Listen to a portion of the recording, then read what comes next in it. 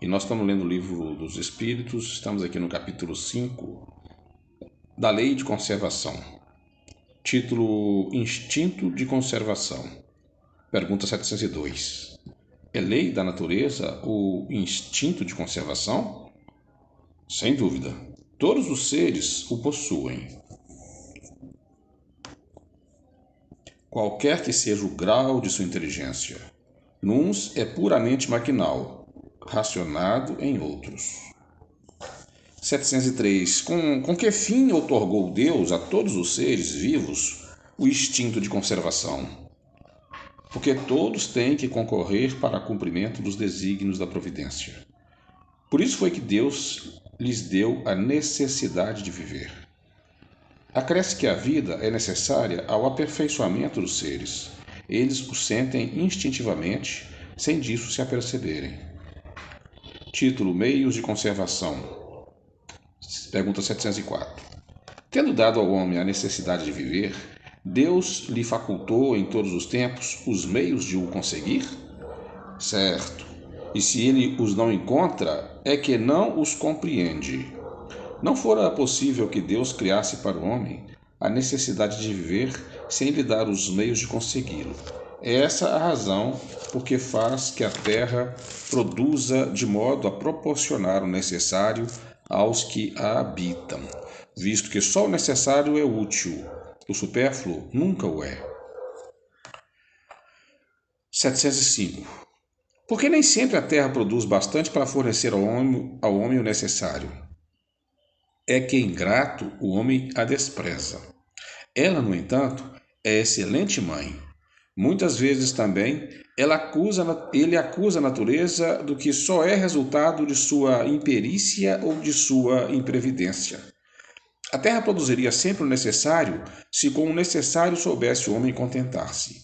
Se o que ela produz não lhe basta a todas as necessidades, é que ele emprega no supérfluo o que poderia ser aplicado no necessário.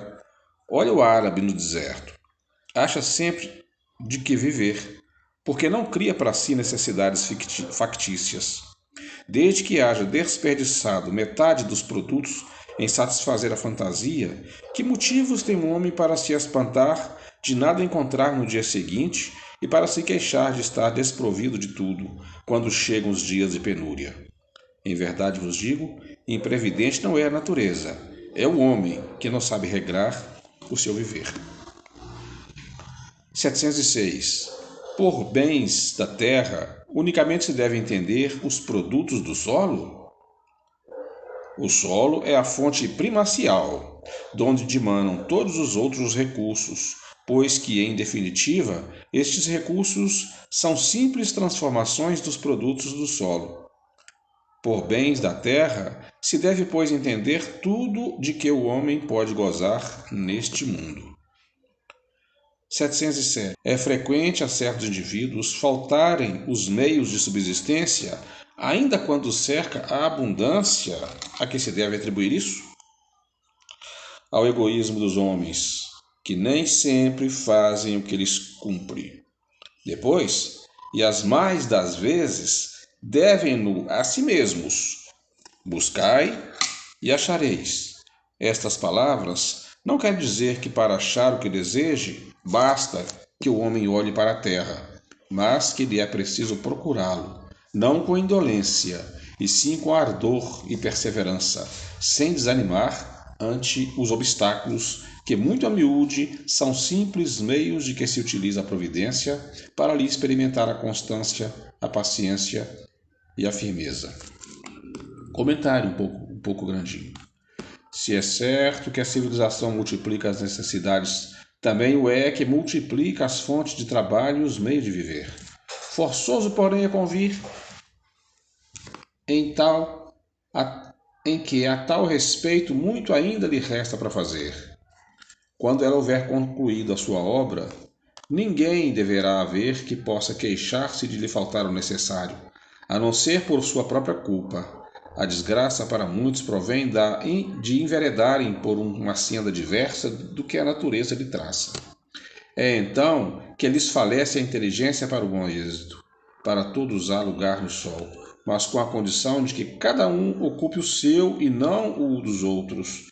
A natureza não pode ser responsável pelos defeitos da organização social, nem pelas consequências da ambição e do amor próprio. Fora preciso, entretanto, ser-se cego, para se não reconhecer o progresso que por esse lado tem feito os povos mais adiantados, graças aos louváveis esforços que junta a filantropia e a ciência não cessam de despender para melhorar a condição material dos homens e, malgrado ao crescimento incessante das populações, a insuficiência da produção se acha atenuada, pelo menos em grande parte, e os anos mais calamitosos do presente não se podem de modo algum comparar aos de outrora. A higiene pública, elemento tão essencial da força e da saúde, a higiene pública que nossos pais não conhecem, é objeto de esclarecida solicitude. O infortúnio e o sofrimento encontram onde se refugiem. Por toda parte, a ciência contribui para acrescer o bem-estar. Poder-se-á dizer que já se acha chegado à perfeição? Oh, não, certamente.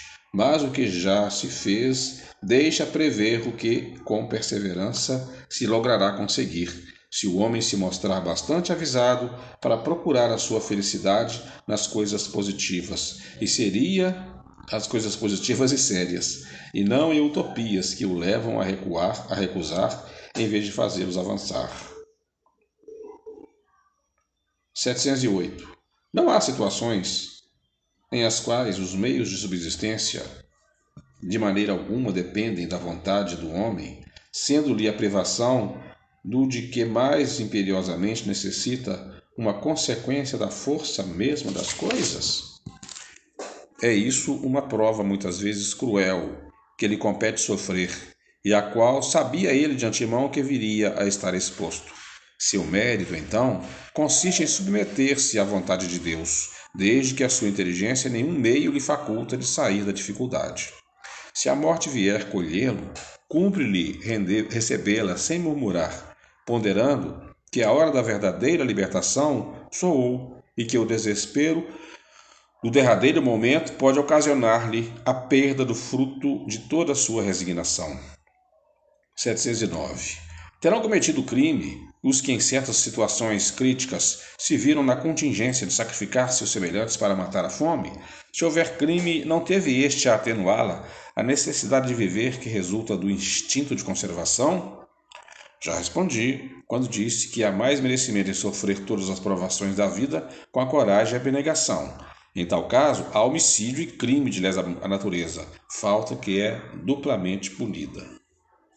710. Nos mundos de mais apurada organização, têm os seres vícios, necessidades de alimentar-se? Têm, mas seus alimentos estão em relação com a sua natureza. Tais alimentos não seriam bastante substanciosos para os vossos estômagos grosseiros, assim como os deles não poderiam digerir os vossos alimentos. Título: Gozo dos bens terrenos. 711. O uso dos bens da terra é um direito de todos os homens?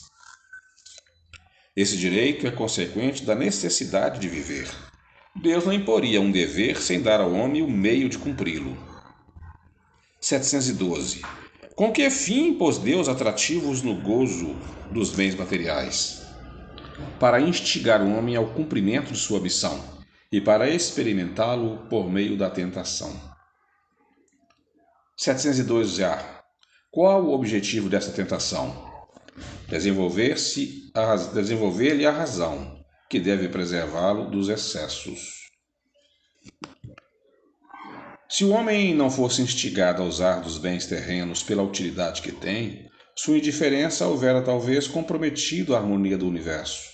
Deus imprimiu a esse uso o atrativo do prazer, porque é assim o homem impelido ao cumprimento dos desígnios providenciais. Mas, além disso, dando àquele um uso esse atrativo, quis Deus também experimentar o homem por meio de tentação, que o arrasta para o abuso de que deve a razão defendê-lo. 713. Traçou a natureza limite aos gozos? traçou para vos indicar o limite do necessário, mas pelos vossos excessos chegais à saciedade e vos puni a vós mesmos. 714. Que se deve pensar do homem que procura nos excessos de todo gênero o requinte dos gozos? Pobre criatura, mais digna é de lástima que de inveja, pois bem perto está da morte. 714a. Perto da morte física ou perto da morte moral? De ambas. Comentário. O homem que procura nos excessos de todo gênero o requinte do gozo coloca-se abaixo do bruto, pois que este sabe deter-se quando satisfeita a sua necessidade. Abdica da razão que Deus lhe deu por guia. E quanto maiores forem seus excessos, tanto maior preponderância confere ele à sua natureza animal, sobre a sua natureza espiritual. As doenças, as enfermidades e ainda a morte, que resultam do abuso, são ao mesmo tempo o castigo, a transgressão da lei de Deus.